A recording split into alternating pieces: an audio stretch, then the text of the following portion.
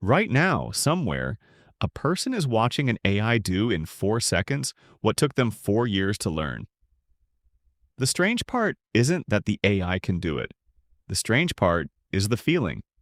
Because if you've felt it, you know the money worry is real. But notice something. The money worry comes after. This gets there first. Before you've done any math, before you've thought about rent or savings or what happens next, something drops. And that something isn't about your bank account. It's about you. You feel it in your chest, and it's hollow, and it doesn't have words yet. So let's give it words. The feeling isn't, I might lose my income. It's something older and much less comfortable than that. It's this: if you take away the thing you do, who exactly are you? Sit with that for a second. Not the polite version, the real one. Because most people have never had to answer it, and you're about to. Think about how you introduce yourself. Someone asks what you do, and you tell them your job. You don't tell them how you are with your friends. You don't tell them what you think about at 2 in the morning. You give them the title. That's not laziness. That's how you actually see yourself. You've spent years becoming good at something. Thousands of hours, mistakes you still remember. A skill that lives in your hands now that you don't have to think about anymore.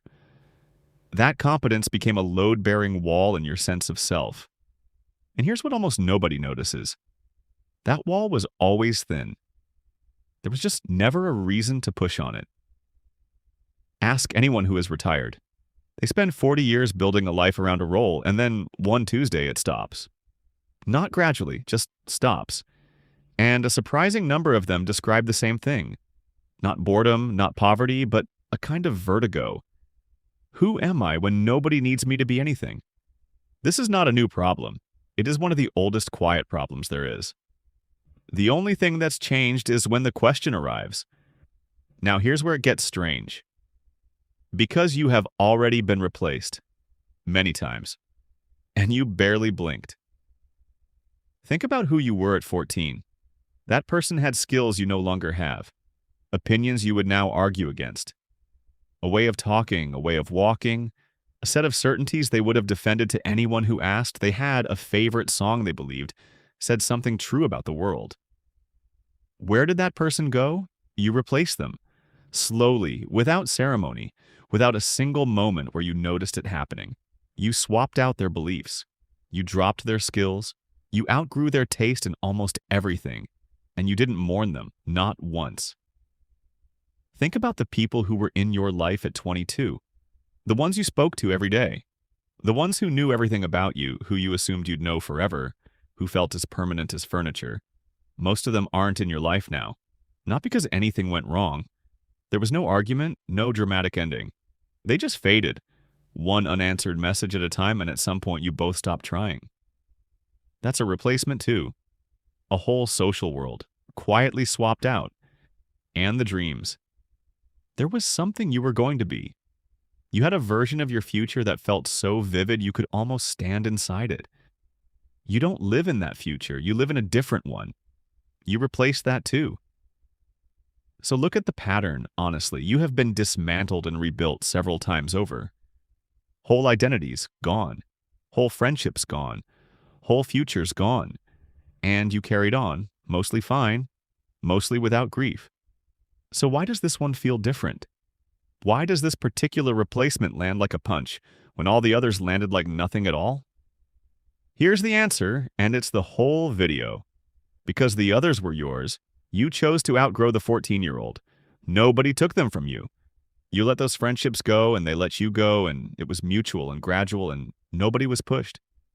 You changed your own mind about your own future. Every single one of those replacements had your hand on it. This one doesn't feel that way. This one feels like it's being done to you by something you didn't vote for and can't negotiate with. And that difference, that one difference, is where all the pain is coming from. It isn't the losing, it's the not choosing. You already know this. You've lived it. Think about two people leaving the same job on the same Friday. One of them quit. They handed in their notice, they walked out, and they felt something close to weightless. Nervous, sure. But light. The other one was fired. Same building, same last day, same empty desk on Monday. And they are not okay. Same outcome, same paperwork.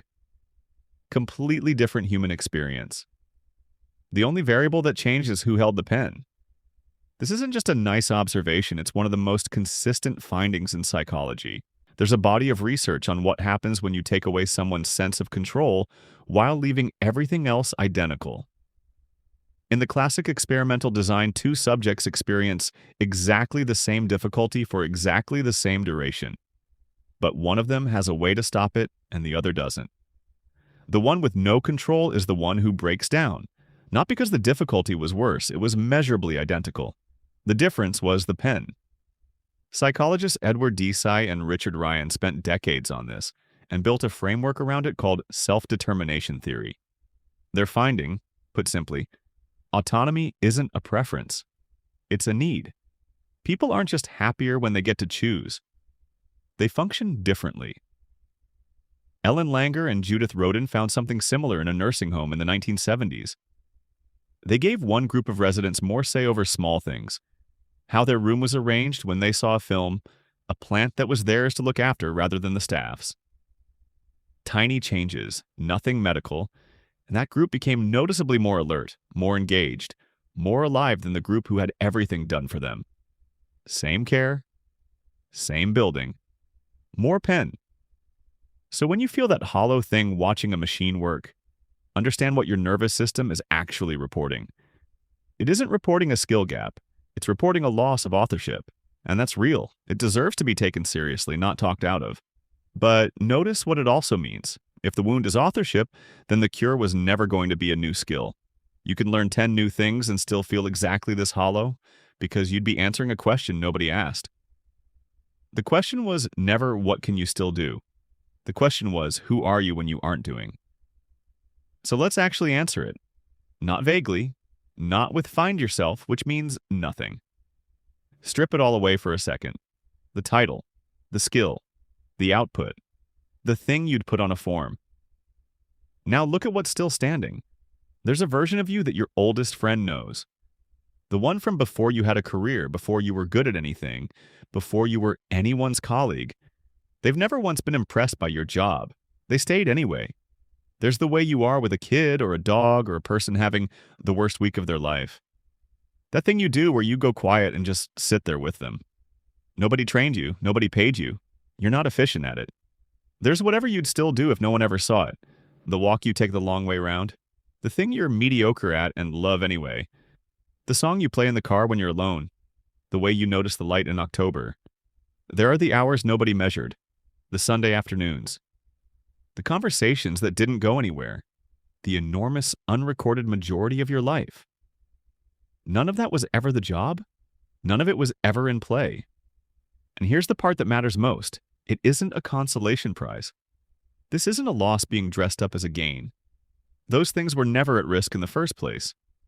You just never counted them as who you are because nothing ever made you.